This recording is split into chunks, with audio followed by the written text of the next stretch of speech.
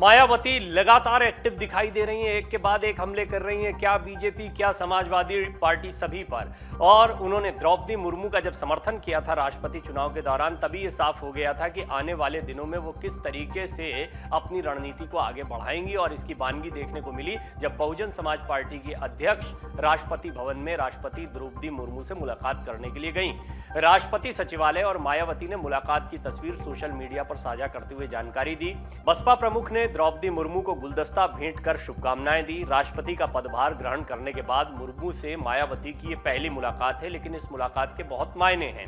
राष्ट्रपति द्रौपदी मुर्मू से मुलाकात के बाद मायावती ने क्या कहा है, पहले वो हम आपको बताते हैं। दरअसल उन्होंने ट्विटर के जरिए अपनी बात को साझा किया। बहुजन समाज पार्टी की मुखिया मायावती ने अपने आधिकारिक ट्विटर अकाउंट पर ट्वीट करते हुए लिखा, माननीय राष्ट्रपति द्रौपदी मुर्मू जी से राष्ट्रपति भवन में आज काफी अच्छी मुलाकात हुई। अनुसूचित जनजाति समाज से ताल्लुक रखने वाली देश की पहली महिला राष्ट्रपति बनने पर उनसे मिलकर उन्हें औपचारिक तौर पर बधाई और शुभकामनाएं दी। वो समाज और देश का नाम रोशन करें, यही कामना। मायावती ने अपने ट्वीट में आगे भी लिखा है, वैसे तो बीएसपी और अन्य पार्टियों ने भी दलगत राजनीति से ऊपर उठकर उन्हें हमेशा अपना समर्थन दिया और वो भारी मतों से विजयी हुई, लेकिन अगर थोड़ा और सही और सार्थक प्रयास किया गया होता तो वो सर्वसम्मति से ये चुनाव जीतकर एक और नया इतिहास जरूर बनाती। इस लाइन पर गौर करिएगा, बहुत महत्वपूर्ण लाइन है। देश को उनसे बहुत सारी आशाएं हैं। बसपा सुप्रीमो ने राष्ट्रपति द्रौपदी मुर्मू के साथ अपनी तस्वीरें साझा करते हुए ये बातें भी लिखी हैं। अब इनकी इस बात के मायने समझने की कोशिश करते हैं कि मायावती ने इशारों में विपक्षी दलों पर भी निशाना साधा है कि इस पर आप एकमत क्यों नहीं हुए। दूसरा, क्या बीजेपी की स्ट्रैटेजी कि वो सबको साथ में नहीं ला सकती है का भी इशारा मायावती कर रही हैं। दो बहुत महत्वपूर्ण बातें हैं जो उनके इस ट्वीट से, या ये कि थोड़ा और प्रयास या सही दिशा में प्रयास किया गया होता तो सर्वसम्मति से राष्ट्रपति चुनकर आती। बसपा सुप्रीमो ने दरअसल अपने ट्वीट के जरिए इशारों में विपक्षी दलों पर निशाना साधा है।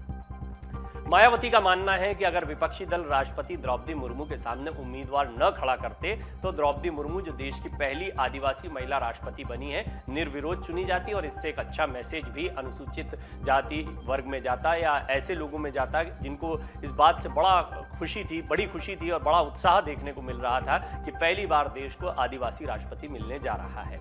मायावती ने राष्ट्रपति चुनाव में द्रौपदी मुर्मू का समर्थन किया था।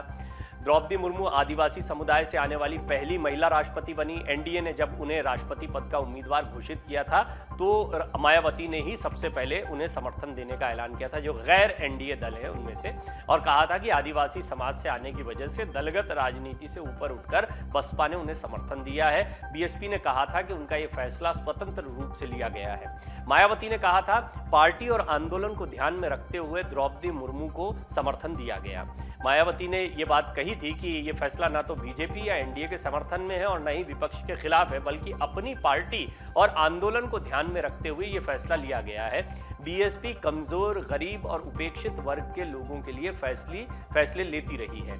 द्रौपदी मुर्मू आदिवासी समुदाय से आने वाली पहली महिला राष्ट्रपति बनी है। ये एक महत्वपूर्ण घटना रही है और बीजेपी का मास्टर स्ट्रोक भी इसको कहा गया, क्योंकि कई गैर एनडीए दल, जिनमें बीएसपी भी शामिल है, के लिए बड़े कंफ्यूजन की स्थिति हो गई थी। टीएमसी जैसे दल जिन्होंने अपना ही उम्मीदवार उतारा था, यशवंत सिन्हा, उनको भी एक तरीके से पश्चिम बंगाल में प्रचार करने नहीं आने दिया गया, या फिर ये बोला गया कि आप यहाँ की चिंता मत करिए। इसके बहुत सारे मायने थे।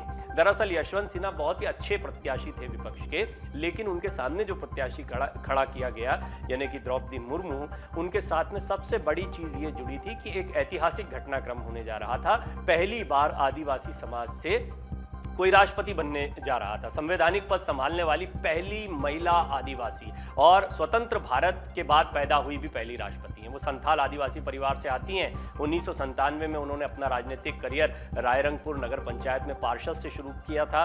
द्रौपदी मुर्मू 2015 में जब झारखंड की राज्यपाल बनी थी तो उन्होंने राजभवन को भी जनता के लिए खोल दिया गया था। इसके बड़े किस्से चलते हैं वहाँ पर। मुर्मू 2021 तक इस पर बनी रही। राष्ट्रपति द्रौपदी मुर्मू का जन्म 20 जून 1958 को ओडिशा के मयूरभंज जिले के ऊपरबेड़ा गांव में हुआ था। तो झारखंड, उड़ीसा, ये 2-3 जगहों को एक साथ बीजेपी ने साथ लिया था उस वक्त, और यहाँ के स्थानीय दल जो हैं वो भी पूरी तरह से एनडीए के प्रत्याशी के समर्थन में आ गए थे। एक बड़ा मैसेज भी बीजेपी ने दिया, और ये कहा जा रहा था कि 2024 लोकसभा चुनाव भी जहन में है, और इससे पहले मायावती की राष्ट्रपति द्रौपदी मुर्मू से जो मुलाकात है उसके कई सियासी मायने भी निकाले जा रहे हैं। वो सियासी मायने क्या हो सकते हैं वो भी थोड़ा सा समझ लेते हैं। दरअसल द्रौपदी मुर्मू आदिवासी समाज से आती हैं।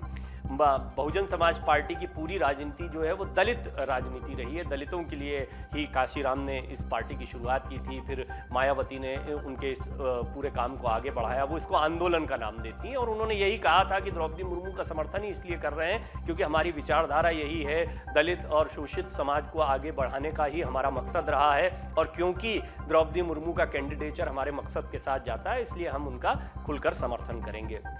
कुल मिलाकर मायावती ने 2 समीकरण साध रखे हैं। आप देख रहे होंगे हाल के दिनों में उनके जितने ट्वीट हैं, जितनी प्रतिक्रियाएं हैं, वो 2 मोर्चों पर दिखाई देती हैं। एक तो दलित समाज जिसकी वो राजनीति हमेशा करती रही है, इस पर तो वो हमेशा, लेकिन आजकल उन्होंने मुस्लिम समाज या इस्लाम से जुड़ी हुई कोई भी घटना होती है तो उसके बारे में भी वो ट्वीट करती हैं, अपनी प्रतिक्रियाएं देती हैं। कुल मिलाकर अभी वो दलित और मुस्लिम समीकरण बनाने में लगी हुई हैं और इसका कोई मौका नहीं चूकना चाहती हैं। लिहाजा राष्ट्रपति द्रौपदी मुर्मू को गुलदस्ता भेंट करना, उनसे एक औपचारिक मुलाकात करना और उसके बाद में एक ट्वीट करना, ये बताता है कि वो ये जताना चाह रही हैं कि हमने इनका समर्थन किया था और हम चाहते हैं कि दलित शोषित समाज को आगे बढ़ाया जाए, और ये जो भी करेगा हम उसके साथ हैं। डाउनलोड करें अमर उजाला ऐप और पाएं खबरें लगातार।